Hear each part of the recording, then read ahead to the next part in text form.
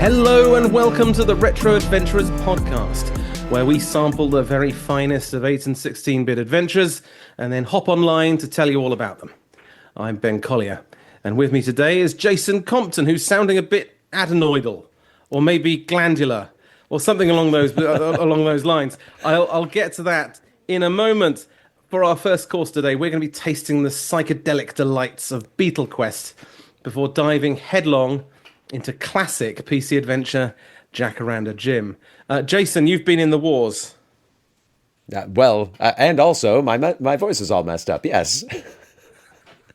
Yeah, I'm getting over something over here, and it may be half terms over there for Ben's family while we're recording. But here I have no excuse other than just about everybody I know has some variant of this cold and cough, and it's working its way through my system. But I will not be turned away from Retro Adventures, goodness or otherwise. We should tell the viewers that we've already put off the recording of this podcast once because we were both feeling a little bit the worse for wear as a result of all sorts of horrible bugs. So let's hope everything goes according to plan today. So we've got some news for you. We've got some letters and all that sort of stuff. Jason, we've had some lovely comments on the forums. Yeah, we can get caught up with some of our listeners out there. On the intfiction.org forum, a listener, Severed Hand, said that he's catching up on the podcast, listening to episodes in a mood-based order. This is somewhat in reply to our first anniversary chat-isode. Does promise to listen to Valhalla. This is where to go. The first one that does. Yeah, talks about... like any band you find, you start by liking what you first heard. I like hearing about 8-bit platform adventure games with typing. Severed Hand says, I particularly like Kings and Police Quest, etc., but that's just me. I'd be less interested in non-typing games, but paradoxically equally interested in 16-bit microcomputer games if they're still driven by typing. Goes on and says, the podcast is now Severed Hand's main listen along with HC and Right Now with Scrivener. So thanks again. Signing off, Wade. Thank you, Wade, for listening. Oh, that's lovely. Thank you very much, Wade. It's good stuff. Yeah, Valhalla, of course, famously the episode that it seems no one wants to listen to. Although, what are we? I think we've had a few, haven't we? We've had a fair few more. It's a peculiar one though. But thank you to all of our listeners for listening, because we've got a growing number of people who listen to every episode. It's quite exciting looking at their figures as they start clocking up. So thank you all. Next news item really is it was an interesting thing came up on Hacker News the other day. A blog article by Christopher Drum, I think is his name. And what he's done is he's ported all of the Zork trilogy to essentially he's ported them to all the formats because he's used this thing called Cosmopolitan. I wasn't aware of this. Cosmopolitan is essentially it's a compiler which will generate an executable file which is native to everything. So presumably you have binary. It doesn't matter where you put it. It will run on Windows. It'll run on Mac, Linux, BSD. God knows, there's some really interesting stuff in here. The wizardry that's gone into creating this bit of this bit of software is quite something. We'll put the link to this blog article on here. But what you've got here is effectively a Zork, which will run. You can download it, and it doesn't matter where you do it.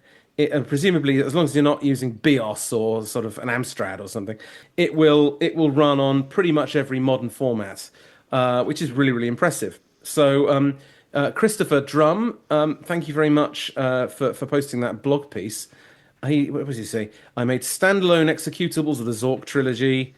Unlike Status Line, he's talking about a project that makes Zork playable on the Pico 8. Unlike Status Line, which relies on the Pico 8 virtual machine host, this port runs natively on all supported systems. Even better, thanks to Cosmopolitan magic. There's only one distributable to maintain, which can conform itself to run on whichever operating system is running it, which is just black magic, frankly. Were you familiar with Cosmopolitan, Jason? I had not heard of Cosmopolitan. I had heard of Christopher Drum. We'll link to Christopher's itch.io page as well, because I'd heard of the Pico 8 project, Yeah. Mystery House, some Mystery House reworks in there as well. So yeah, every once in a while, this is somebody who pops up with an unusual, kind of sideways text adventure project, and yeah, just this idea of a binary that runs anywhere. There's comparisons to Java, but there's all the differences. It's not relying on a virtual machine. It's using this POSIX magic that is well beyond my ability to understand, but pretty wild. Yeah, and the thing that I found most sort of disturbing about it's not that it sort of forks off. It finds that it does like it doesn't have essentially a bootloader which then jumps into code for a particular platform. It actually uses some of the same binary code across a whole load of different platforms. So you're not just lumping a load of executables together and then so you don't have this massive binary. Yeah, really really interesting project.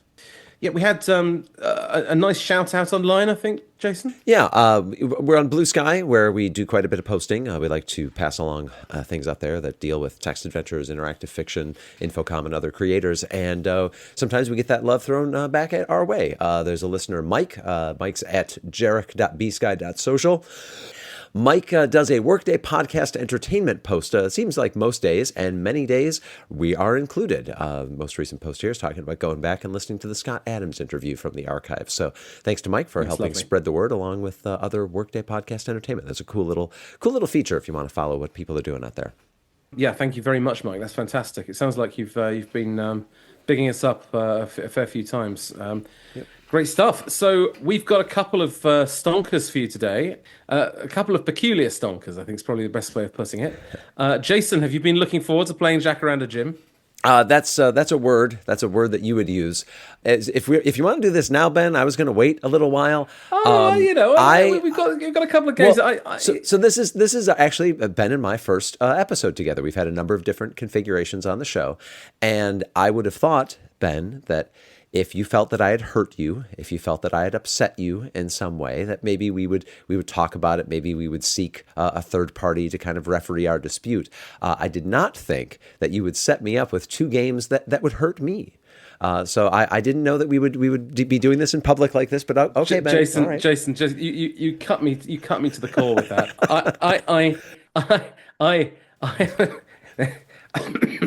You cut me to the core here, Jason. This is I personally I wanted to bless you with at least one game, which quite frankly is the creme de la menthe of gaming, particularly British gaming. I'm sure we're gonna have plenty to say about this. Jacaranda Jim, I've been wanting to do this for a long time. Yep. And I'm going to enjoy this. But before we get to Jacaranda Jim, we've got another. This is very British episode. We've got another classic British act, and that's the Beatles. So, game number 1, Beatle Quest. So, Jason, Beatle Quest. Were you aware of this? It was interesting. This game comes up when there's a slow news day in tech, because there was a wave recently of people going, "Did you know there was a Beatle text adventure?" And if you dig a little deeper, you could find articles from the mid 2010s saying, "Did you know there was a Beatle text adventure?" And they kind of hype it up as though it's a lost game, and it's really not. I mean, it had contemporary coverage, and again, it gets dragged up every once in a while. But yes, Beatle Quest from the Number 9 software company was meant to be the first in a trilogy, but those games didn't all come out. And life on Space Station 9 in the year 2953 is sedate and peaceful. It is also very boring. Gone are the worries of everyday life. All your needs are catered for by the supreme machine, Celtabe 4. And it goes on for a while. So the premise here is that we are some sort of futuristic brain in a jar that's exploring 20th century culture and really zeroing in on the Beatles world. I did notice, I don't know if you looked at the original instructions, we are told the Beetle Quest is a complex text adventure game with, and this is where I started getting worried, over 150 locations, 200 messages, and 60 objects, etc. We're going to talk about how useful those locations are. And then it goes on. It doubles down. Beetle Quest takes about 12 minutes to load. We make no apologies for this, but we believe that you will have far less loading problems than with a, quote, turbo loader. It will be worth the wait. Yes. Jason, I've got a theory as to why this comes up every so often, as though it was something brand new. I reckon that you know how in cases of really, really unpleasant experiences, people can repress memories. Yeah. Well, I think this is what's happening here. People play Beetle Quest, and then they suppress the memory, and it becomes lost. And then two or 3 years later, like some sort of cursed tablet that was sort of buried, never to be dug up again. Some poor sod comes across it, and the whole cycle starts again, and we all have to play Beetle Quest again, and go through this kind of exciting process, should we say? Now, what else do we know about it? So this was 1985. It's a Quill game. Yep. Yeah, developed in the Quill. Yeah, by Gary Marsh. Yep. Apologies, Gary, if you're listening to this and you've noticed your Beetle Quest being reviewed. I'm sorry. It's got many wonderful features and lots of good rooms. So, should we start at the beginning? So Sure. with the first thing that happens is we are in, and this is a term that I think's fallen out of use, a bed sitter. Now, in the UK, I would refer to a bed sit. But I've never that's heard a term I'm more familiar with as well. Yeah, I'm not familiar with the term bed sitter at all. I assume it's an older term. Remind me, level 9 British? Well, yeah, level 9 definitely is now. But remember, this is number 9, which, this is just Gary Marsh's personal label, which some people have accused him of trying to, kind of coast off of the level 9 name. I didn't see it that way, honestly. I think it's just because number 9 is a Beatles reference itself, but it could be both. This is just an indie release. Yeah, and interesting. I just wondered if there was a foreign influence on this. No, I don't think so. Now, is that the term they use up in Staffordshire? Like that's where he's from. Well, I have to. It sounds like the sort of thing which has just been over time has been compacted. Anyway, but they refer to. It's very funny. It refers to. It's got all these references that I'd be fascinated to know whether you're familiar with them. So it talks about Hancock. Do you know what that means? Do you know where they say? So it says the room you're in, the bedsit, reminds you of Hancock. Yeah, no. So that is Hancock as of Hancock's Half Hour, which is a radio show from the 1950s. Yeah. And the other reference was to the Liver Birds, and that's one I've not watched. But this is kind of certainly Hancock is classic English 1950s mid 20th century comedy. So that's and these people tended to live in these rather dilapidated flats and houses. Okay. So they're referring to the dilapidation and all that sort of stuff. Gotcha. Yeah. And from there you then go on to what's the best way of putting this? Consume things. Yeah. Some recreational. This game also has one of the harshest examples of a eat or die puzzle that we've encountered. We will eventually play Planetfall, and I personally like the food and rest mechanic in that game. I thought that it kind of helped establish tension. But this game, like even just trying to look around and explore the early waves, basically tells you that you're hungry, and eventually you just die of hunger. And yes, the substance-laced sugar cube you ingest is not what you were after. You need something a little more substantial than that. But yeah, it was a punishing game to get started in, which is not maybe not best contemporary development practice, because it doesn't really do much to onboard us. Like I say, looking around the sort of dream world you end up in very, very quickly starts going sideways unless you get some calories in you. Yeah, it's a funny one. It is difficult. We're essentially we having done that, we're then sent on this journey. I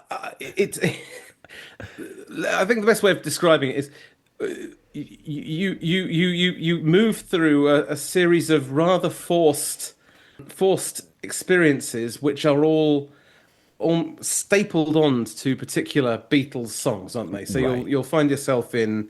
I think the first one you get when you consume the sugar cube is sort of quite predictably "Lucy in the Sky with Diamonds," Right.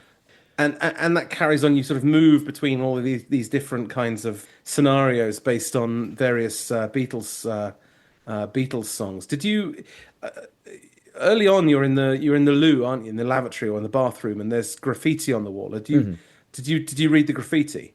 I must have, but I don't remember what Again, it's there are all these places like that where they insert lyrics. So you'll see this stuff that seems incidental, and they'll throw more lyrics. So the whole thing is just dripping with Beatles lyrics and Beatles references, which was quite torturous. I would personally. It was. What did I write? What was the word I wrote here? I wrote absolutely insufferable.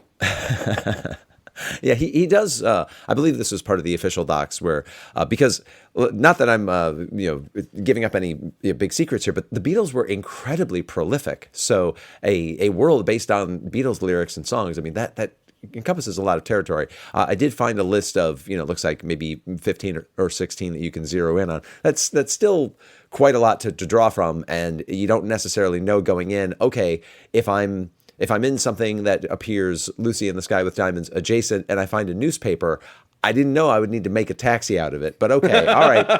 All right. That's what we're doing here. I did want to just talk about a little bit about the writing style generally. I don't know that we've talked too much on this show, but we're playing games that by and large were published for formats that had maybe 32 columns of text, maybe 40 columns of text in many cases. And you'll see, because it was not until the 1990s or so that the two spaces after a full stop started to fall out of fashion. Like that used to be considered proper typing etiquette. Yeah, and you'll see. At school. Yeah, you'll see text adventures that do two spaces after a full stop, and it's eating up a lot of space on the screen. Now, Beatle Quest overcompensates by having 0 spaces after any sort of punctuation, of which there is a lot. A lot of punctuation, no spaces between any of it. The writing, Quill games don't force you to have a poor writing style for sure, although some simply do. I think that the limitation on sort of additional messages is a little bit of a constraint, as is the memory resident thing. But like my point being, you can write well within the Quill. Just this is not maybe not the best prose out there. Yeah. Did you spot some of the wonderful some of the spelling errors as well? We had excellent, which was always a good one. It hadn't been. I don't think it had been proofread very well. Yeah. Now we have not talked about the elephant in the room, by which I mean the girl in the bedsitter, Smooch's Collier.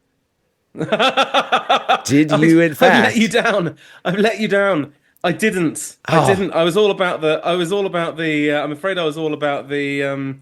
All about the recreationals, Jason. I've forgotten the lady. That's that classic experiment. The rats get hooked on the cocaine and they start turning away from the lady rats. Yeah, no, that's it. Yeah, absolutely. Don't want that. Yeah, no. So tell me. Well, that you didn't, because basically, you start putting the moves on her, and she enfolds you as well. But you end up just dead in.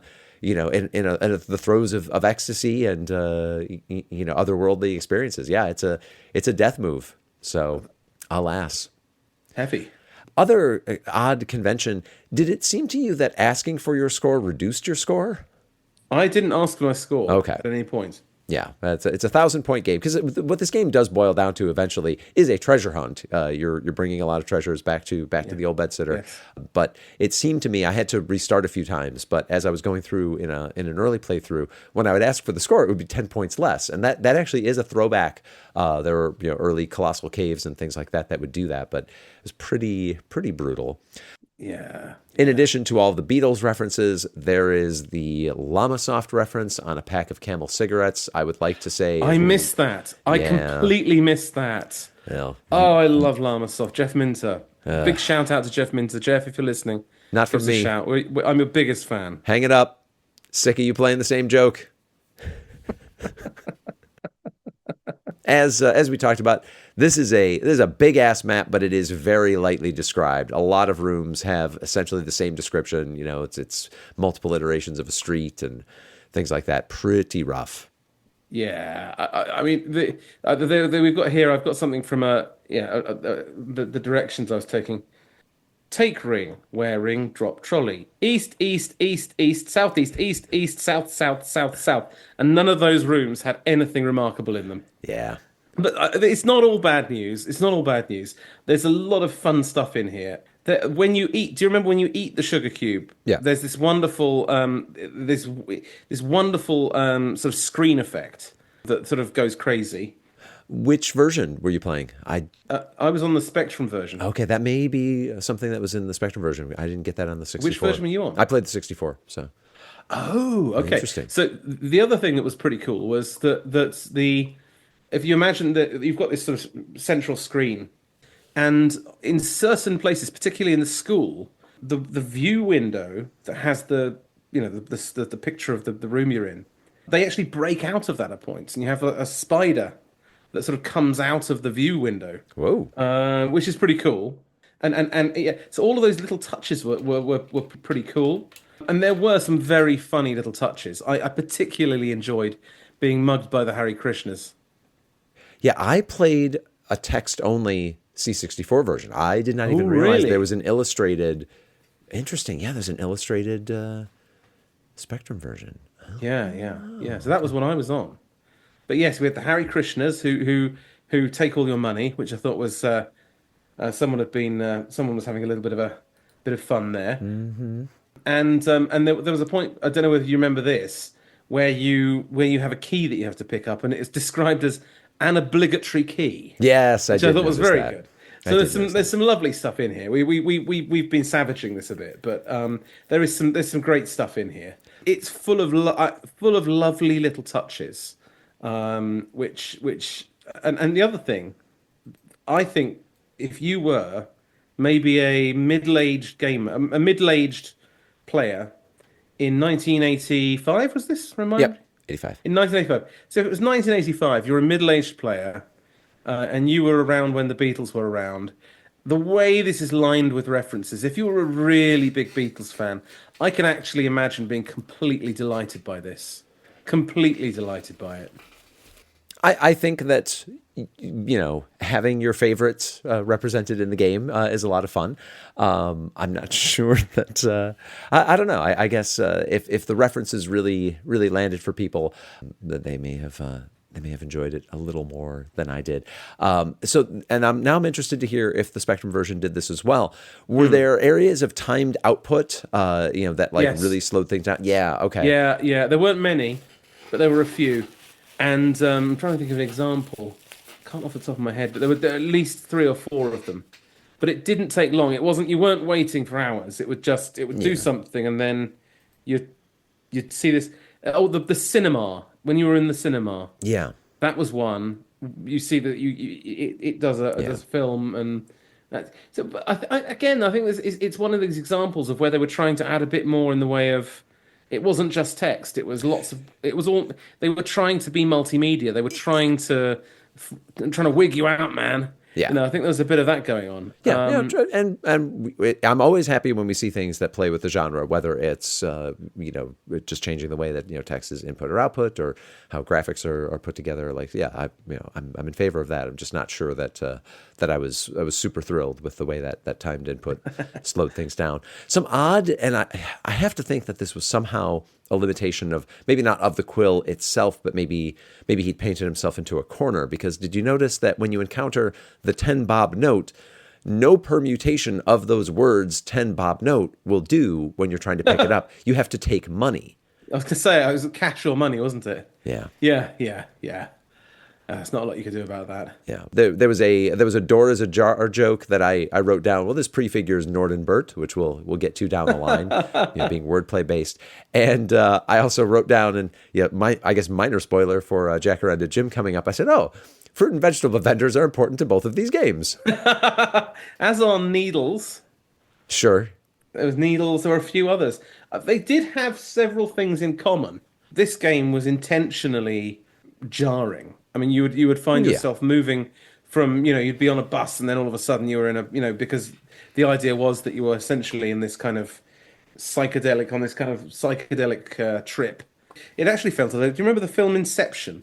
Yeah. Felt a little bit like that in places. There's this Sure. business of going in and out of various realities, I'll buy that. which again, kind of cool. So there's lots of good stuff in here, but it is balanced out by lots of stuff that's not so enjoyable. Any more thoughts on this one? Oh yes, that's good. There's a lovely play on words, where the door is ajar. Yeah. Yeah, I'd mention that one. Fantastic, Yeah. brilliant stuff, and again, kind of trippy and strange and all entertaining. And I guess it kind of makes sense in that way that they would reference Jeff Minter, because he's not averse to a bit of psychedelia, is he? That's true. I guess that is the tie-in, the through line. Yeah, yeah, yeah.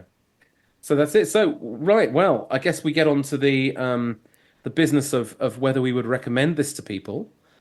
Jason, would you play this again? I certainly would not. If nothing else, I mean, it is our responsibility to go down these pathways. If a game like this makes it into the zeitgeist for a moment because it's a slow Tuesday and people dredge it up, it is our responsibility to sit down and play it. I can't say that I thought the juice was worth the proverbial squeeze. Wandering around a little bit again could have been fun, but the game tries to kill you right away, and that was pretty off-putting. Yes, there are some fun plays on words. There are some odd moments where you're in a classroom and you have to search to find a dead teacher. My question is, weren't there other signs that there might have been a dead teacher in the room? But okay, fine. Yeah, not a personal favorite. Not a strong recommend from me. I think if you are a die-hard Beatles fan, if you really love them, and it's really your thing, and you know the lyrics back to front, and I'm gonna add here, and you've got a spectrum, Sure. a physical spectrum. I reckon you've got a physical spectrum, a real one, and you take the time, maybe on a long Friday night, and Saturday and Sunday, and furnish yourself with things, and play this game. I think you'll have a good laugh. Otherwise, it's probably a no from me, I'm afraid, as well. It's definitely a curio, I'll give you that. Yeah, and by way of wrapping this up, because I admit I was completely caught flat-footed by the fact that your version had graphics. It looks like it is only released for the 64 and the Spectrum, even though there were other Quill platforms out there.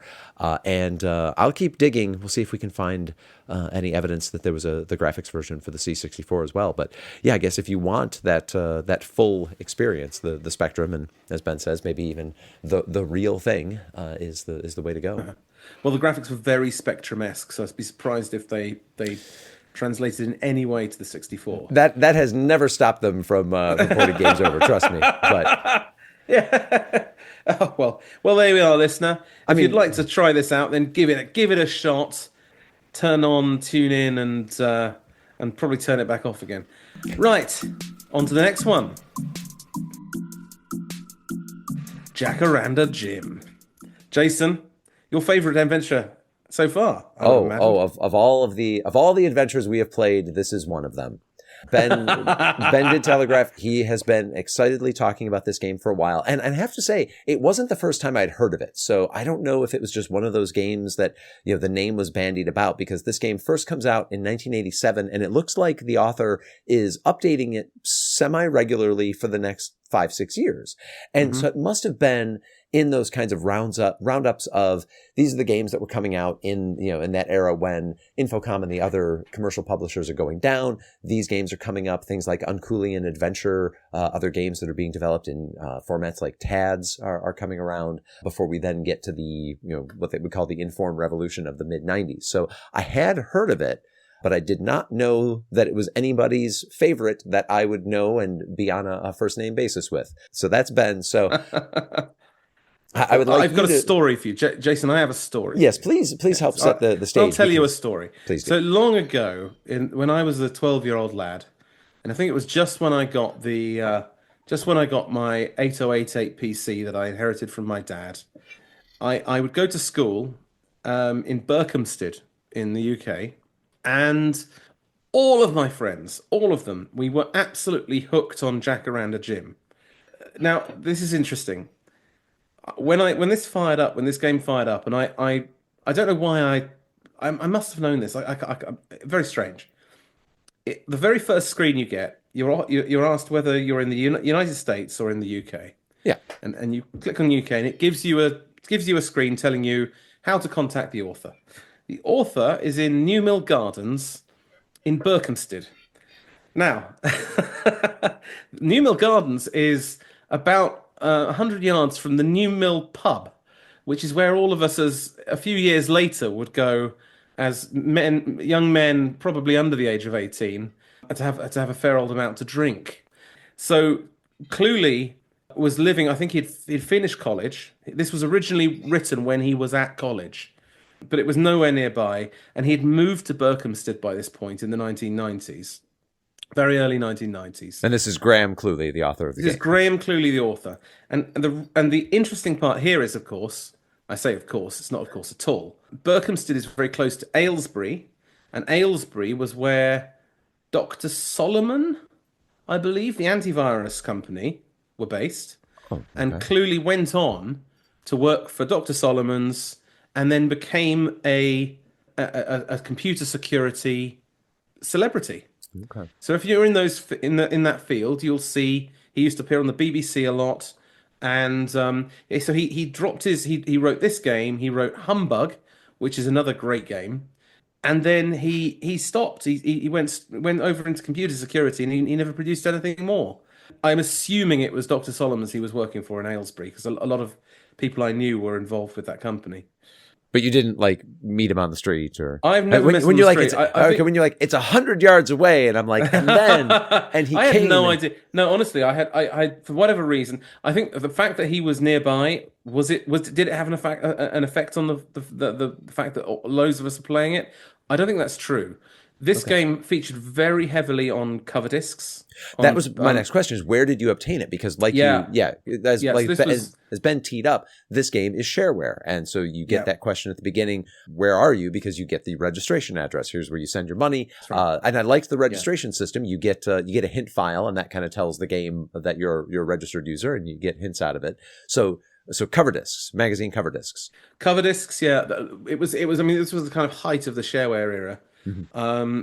Cover discs were, and then then of course we'd copy it around to each other. And this game really did the rounds in that way. It was copied all over the place. A lot of people's PCs at this point weren't really capable of very good graphics. If you were on a PC, then this is exactly the sort of thing you would have been playing with. Of course, some people had EGA and all that jazz, but some of us didn't. Other people were on Amigas, of course. Doing all sorts of wonderful things with graphics. But no, if you were on a low-end PC, then this was great. And we'll get onto this in a bit, but I think the humor particularly appealed to us as 12-year-old boys. And it still appeals to me, Jason. It still appeals to me. Well, I look forward to hearing you explain more about that.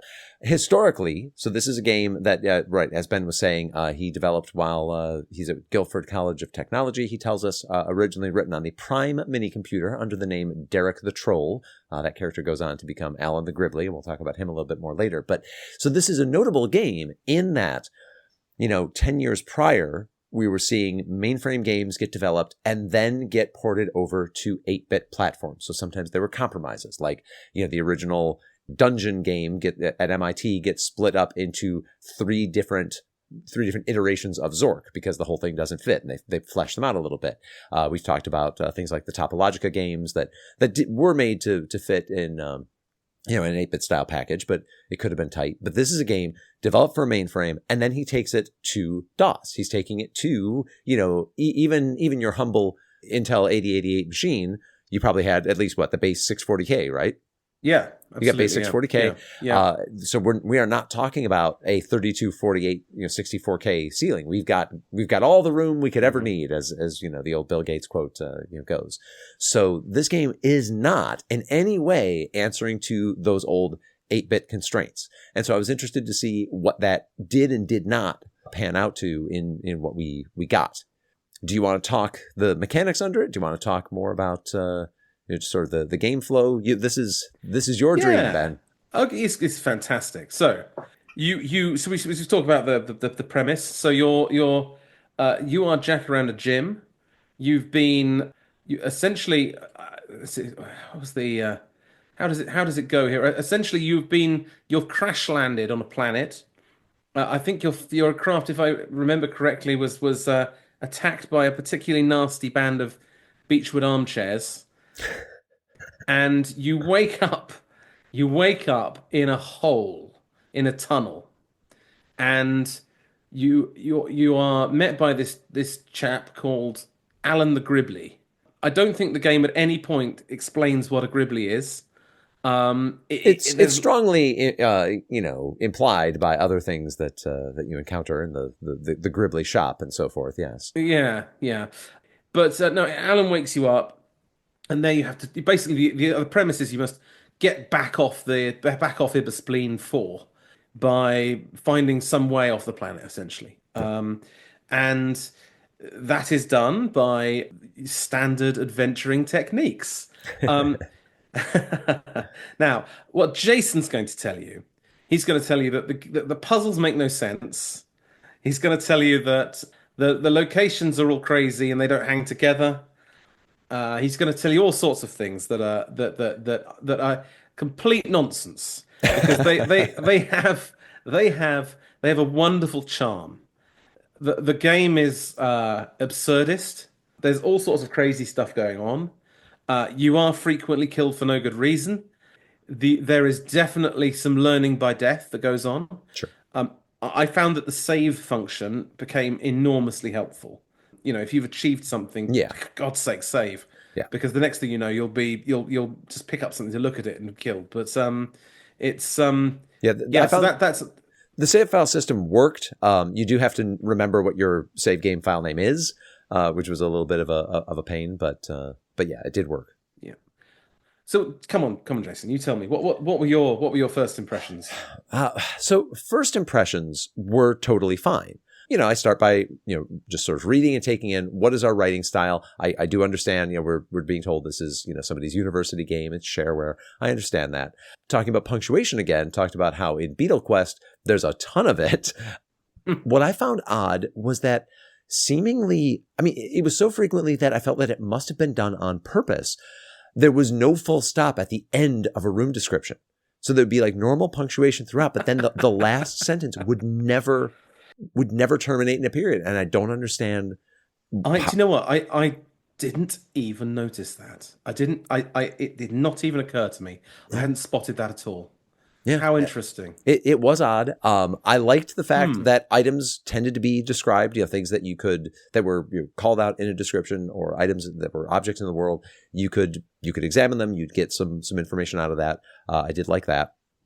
I wrote down in all caps, and maybe this is just as simple as because England, but I wrote down, why is it raining so much? Was there a mechanic to that I missed? Like, if you stand in the rain I didn't see anything. Okay.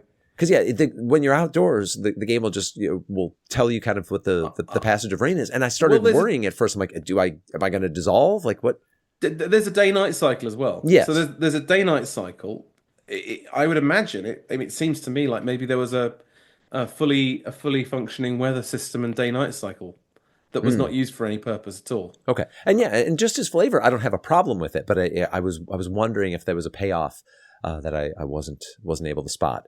No, I didn't spot it. I didn't see it, and I went all the way through. Okay.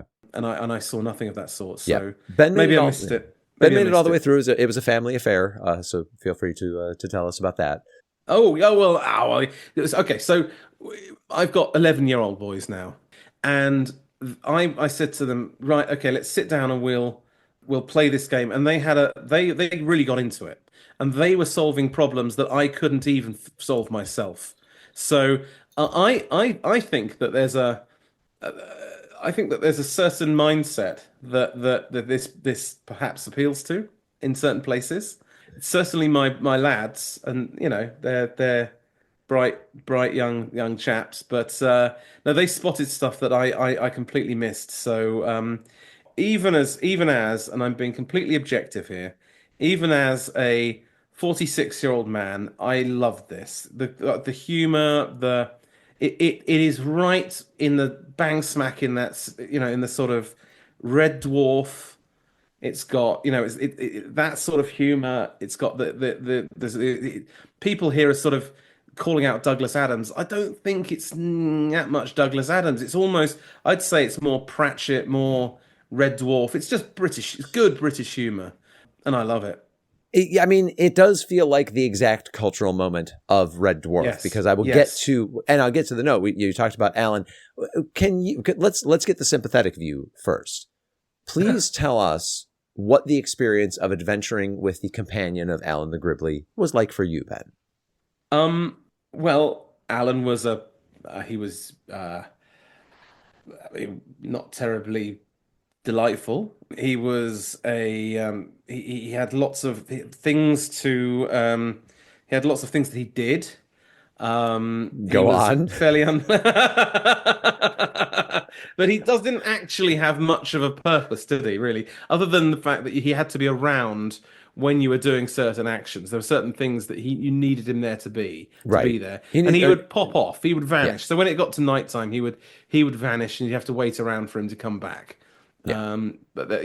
How about you, Jason? Well, and yeah, so when Ben says, "Oh, he does certain things that is not terribly helpful," the game is telling you about all of his bad, disgusting habits and unhelpfulness and whatever. And I wrote down, Alan is really terrible and makes me not want to play this game. Like, and specifically for me, it's the opposite of characters like Floyd from Planetfall or Jacaranda from Baldur's Gate 2, characters that make me say, I want to play more of this game. I want to spend more time with these characters. I didn't want to spend time with Alan, and the game is actively telling me that he's terrible. Now again, I get it. This being kind of the exact cultural moment that gets us Red Dwarf, which is a show about the worst creatures in the universe, trapped on a spaceship together. And I love the show, and it's funny.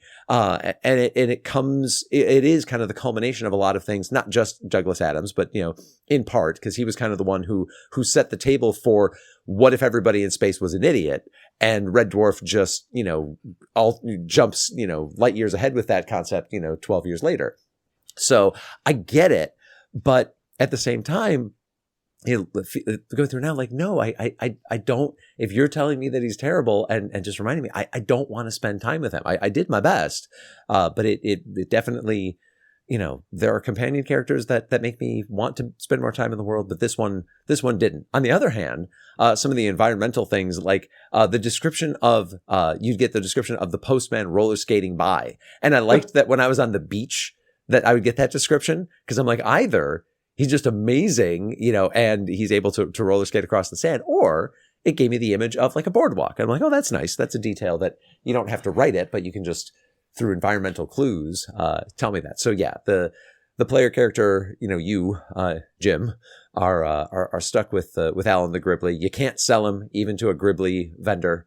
He's just not But worth it's very anything. important. It's very important when you do try and sell him to pay attention to what Yitzhak the elf Right. does say in response. That's a word puzzle there in the vein of a Jonathan Partington type, where you get a random word. Yeah. Yeah, and it's interesting with Yitzhak. There are a few of those where you have to make a note of something and then use it later. But my sons, actually, this is one where they got it wrong. But you ask Yitzhak about the password, and it just gives you in inverted commas, I may be able to help you there. And immediately my son said, that's the password. I may be able to help you there as the password. But it wasn't, of course. But it's so I just want to go back to Alan here. Yeah. And I also want to address IFDB, because IFDB, I think you need to, whoever runs that, and what a wonderful resource, but I think you should change your sorting algorithm for reviews. Because if we go to the entry for Jacaranda Jim, the top review, the first one that snuck in 2010, is someone called Sam from Seattle. And he gives it this horrible review. It's terrible, despite the nostalgia. And I don't know what he can only have given it 3 stars, because not 1 or 2, because no one's giving it reviews of that. It's got an average rating of 4.5, and all the other reviews are fantastic. And he says, Jacaranda Jim is the first IF I ever played. It wasn't brilliant. The tone is wacky, morose snark, da da da, and he has this big old pop at it. Sam, I'm very angry with Sam. The world doesn't make a vast amount of sense, and it made even less sense to an 8-year-old. It says it has a sidekick character, Alan the Gribbly, who is both revolting and useless, which I thought was very funny. And he goes like that. But then there are lots of other. You see, the next review here, it is someone saying how fantastic it was. And then there's another one with, yes, another one by someone recently. Oh, I wonder who that could be. Hey, he's got a hex address there. Oh, nobody I know. Yeah. Anyway, There's somebody who interesting. That person gave it 5 stars. Yeah, it's somebody who played it on cover discs. That's amazing. They yeah, were everywhere. What a coincidence. So so if you're listening, curators of IFDB, I would implore you to make the most recent reviews appear first, because that will give this. That I think there's too many people who are missing out on Jacaranda Jim, and it sounds like I'm joking. I love this game, and I still love it, and I think it's brilliant. I think there's so much detailed description which is funny. So many things happen that are just really genuinely amusing, and when you do beat puzzles, most of the time something hilarious happens, and you can have a good laugh. And it's such good fun to explore. It's so much detail to it. It's a real mouthful. There's some serious work you have to put in to actually beat this. Jason, you were having some fun with the key, I think, wasn't it? Well, that was where I eventually just had to tap out, because I there's a key that exists in the world. I couldn't find it. Ben and his brilliant sons told me where I could find it a little too late. Or apparently it moves. Is it that it moves around the world, or that no, the key doesn't move. There's one rather strange thing. What can happen? I think it works. I think the structure is almost in scenes. So when you do a particularly large action, what can sometimes happen is that time passes and new items appear elsewhere in the world. And if you go to the place that the key is in at the wrong time, it just won't be there. Does it come back, was it? Sorry, does it come back, or was it? Is that just walking? It's not there in the beginning, and you have to have done a whole load of stuff before it appears in there. Okay. If you go too early, you just won't find it. So that's that one. I mean, there are some really brutal puzzles. Yeah. The one that really caught me out, and I had to save over and over again until I worked out what on earth was going on, was the dragon. I can't. Did you get that far with the dragon in the doorway? No, I didn't get that far. Okay, so essentially, there's this dragon. You're at the zoo, and there's this. I mean, again, classic example of a kind of weird non sequitur. Why is there a dragon in the doorway? Don't really understand. There is. That's fine. And each time you try and go through the doorway, you bounce off, but the color of the scales change, and you have to, at that point, you have to kind of realize that when it gets to purple, you have to remember that there's a purple button somewhere, and you need to make sure that you're suitably equipped, that you're not going to be electrocuted by using it, and that gets rid of that sorts the problem out. But it's a good example of a problem in the game that doesn't. It's a non sequitur. It doesn't. You solve it by doing something quite random, and there's a link there. The color is the link. Yeah. But it's a stretch, and there are quite a few puzzles like that. Yeah. Why has that made it? Why has that fixed it? How Yeah. And I did start to just get, eyes crossed and had no hope but to follow walkthroughs once you get to the room with lots of different colored buttons, because I didn't find anything that was helping me understand their impact. I do want to put out a genuine caution. If you're playing the game, don't expect too much from the parser.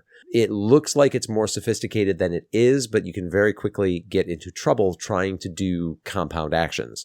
So it does understand the word it as the most recently interacted with object, but it does not function the way that you would expect. Like, for example, if you say, I was in a room which had multiple objects around, so I did get uniform and wear it, and all it did was pick up the spade, which was not the uniform and not wearable. So something, and I was playing, by the way, there are multiple versions of the game out there. I was playing version 5.0 for DOS, which seems like the most recent one. Yeah. So this is as fixed as it was going to get. So that compound, get object and wear it resulted in me just picking up a completely different object. I also tried drop wand and spade. In that case, it only dropped the spade. So Interesting. trying to gang things together does not work Yeah, well. the whole verbit functionality had some funny bugs in it. So, for example, I had the carnation at one point, and I was doing stuff with the carnation, and then I walked over to the cow, and I think I looked at the cow and I said, "Milk it." And what it does is when you do the verb it will Hmm. say it'll put in brackets. It'll say with the whatever to the cow. Or, Hmm. but this time I said I'd been using the carnation. I went over to the cow, look at the cow, milk it, and it has came up brackets carnation. And then, despite the fact it said I was milking a carnation, I then succeeded in milking the cow. So Oh, there's, there's interesting. something rather strange going on there. There's a kind of array, like a kind of array off by one error or something under certain Interesting. circumstances. So that's an example of a bit of a bug, but for the most part, I found it quite pleasurable to play. It wasn't difficult to make it understand what I wanted to do. And really, I mean, we at the Retro Adventures have always existed to serve Ben's pleasure. So, in that, this episode has been a tremendous success. There are some wonderful things I want to call out. Yeah. There's some lovely bits where you will do something that is logical. It will beat the puzzle, but it beats it in a way you don't expect. So, for example, and I'm going to do a spoiler here. You've got the cow. There's a rat. You want to get rid of the rat, and you think, well, maybe if I can somehow make cheese, I I I can give the cheese to the rat, and that will sort it out. So maybe I'll need to milk the cow again. In actual fact, you milk the cow again, but instead of the milk coming out, you get a piece of moldy cheese, and the moldy cheese is so smelly it frightens the rat off, which I thought was great. So there's loads of that stuff. The troll, you won't come across the troll. That's quite late on. Yeah. Just lots of really good character writing, I thought. Yeah, I could see that there was some attempt to write well, to entertain. I wish that some of it hadn't been quite so opaque, because I really did spend some time trying to hack through to get a little deeper in the game and get some of the payoff to some of the setup. Milking a cow, producing a bottle of milk from as described, the derriere. I like it, and Ben's laughing, and I'm sure that you were laughing that way when you were 12, and I totally get it. I'm I laughing that way get it. now. I'm laughing that way now. I get it. I- And It's good. that's what's used to overcome the fighter. When you end up in the boxing Yeah. ring. Yeah. It was interesting, and the game gives you some attempts to solve that puzzle. It's not just a one move death thing. So Yeah. I thought that was kind of fun, getting bounced from the ring while trying to overcome him. But I've now inveigled you, Jason. I've now inveigled you into 2 toilet games, right? This is, I think it's getting deeper and deeper. Yeah, I mean, that's right. I did. We have not even talked about the desperate need for the toilet. Yes. Yes, and that happens when you. I don't know if you've ever had the need to get things moving, listener. You'll know that some of the advice is to eat plenty of fruit, and in one portion of the game, there is a point at which you are caught. You have to eat rather a lot of fruit, and having done so, you then have an urge. And Jason, you were saying you were trying to see what happened if you didn't successfully get to the lavatory in time. Yes. What happened, Jason? Oh, I did not. I did not. Maybe we'll have to go in and maybe we can have text to speech run that through something. I did not take a screenshot of that, but I think it's something like you die of embarrassment. I'll look at dropping it in the episode. Fair enough. Okay, we'll stick that in the show notes. Yeah. Brilliant. Lovely. So I should say this is one of 2. We've got Humbug as well, which obviously is on the menu for future. Okay. I haven't asked Jason yet, but if I announce it on the show, he'll be kind of. I've now kind of ask for permission later. That's the way to do these things, right? Sure. But that's an equally fantastic game, which I have played back in the day. Okay.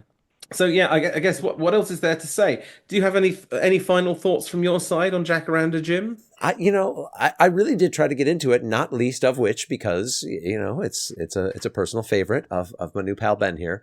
But I had a tough time. And even some of the puzzles, like I'm okay.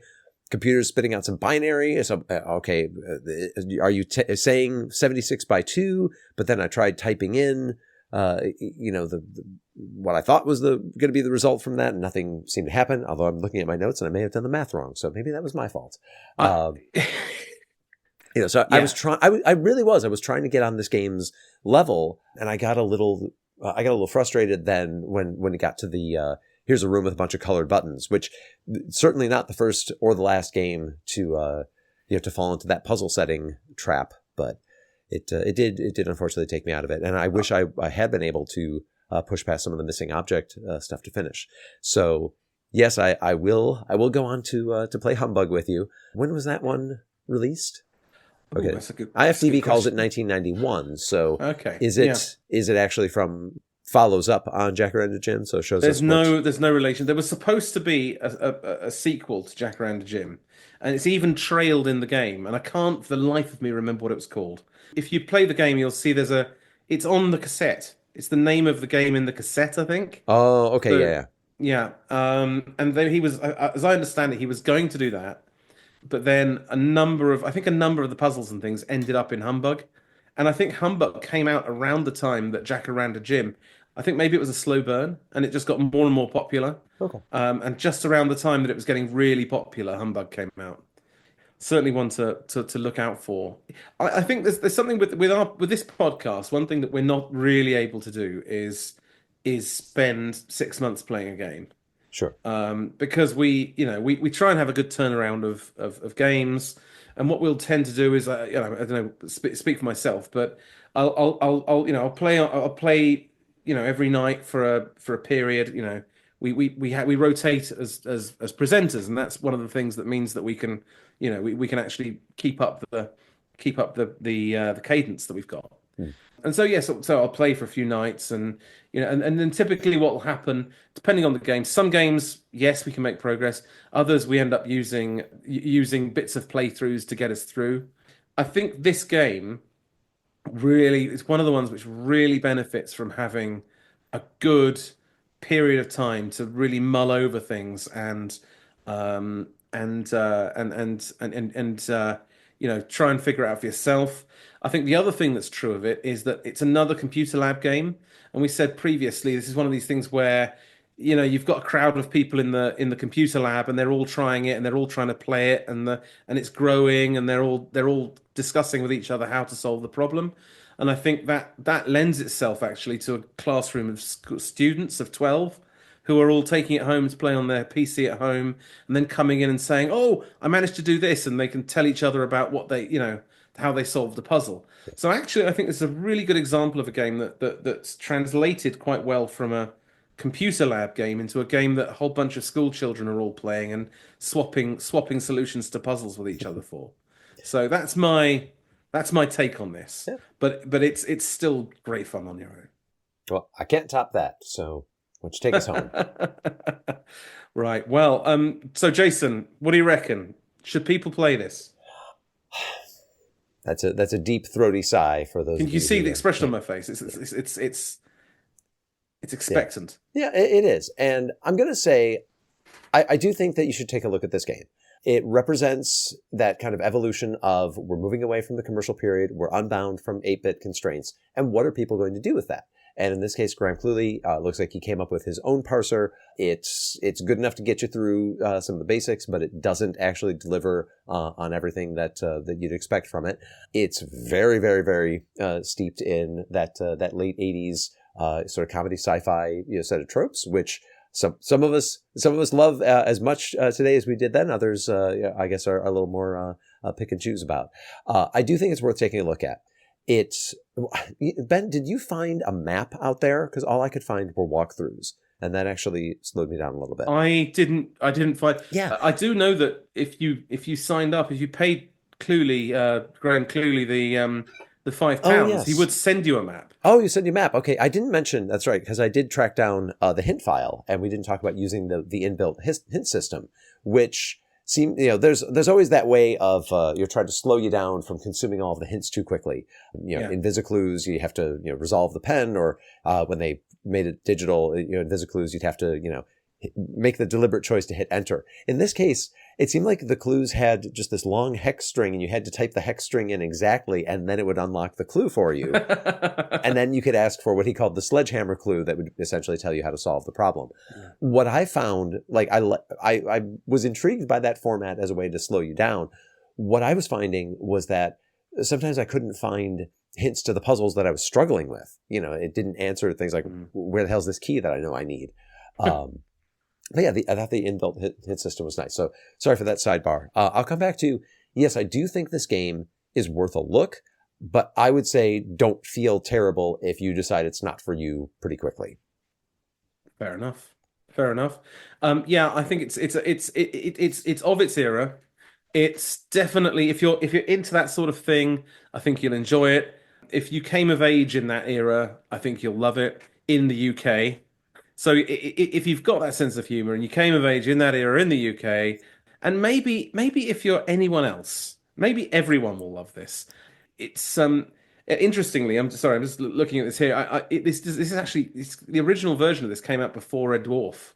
So my attempt to link it to Red Dwarf is kind of it came out the year before the first Red Dwarf episode. Okay. Probably is a bit of Douglas Adams, who knows? But no, good stuff, and it's dear to me. It's dear to me, and it's got a lovely charm all of its own. And I would personally give it 11 out of 10, and go and play it because it's great. And then bombard listeners. Please bombard Graham Cluley on LinkedIn with lots of messages about how fantastic his adventure game is. I'm sure he'll appreciate that. And we'll let him know when we release this review. And I'm sure he'll like his LinkedIn security profile being polluted by loads of text adventure chat. That'll be fantastic. Right, I think we're done. The message is clear. Go forth, play Beatle Quest, play Jacaranda Jim, much the more so, and most importantly, come back next time for the next installment of The Retro Adventurers. Jason, I'll see you next time. Thank you, Ben. See you soon. All the best. You've been listening to The Retro Adventurers, a podcast about classic text adventure games. This episode was produced and edited by Jason Compton. Please subscribe on your favorite podcast platform, including Podbean, Apple Podcasts, Spotify, Amazon Music, and Podcast Addict. Visit us at retroadventurers.com and follow us on Facebook and Blue Sky. The Retro Adventurers is based on a format originally devised by Ben Collier, Jason Compton, and Dave Hawkins.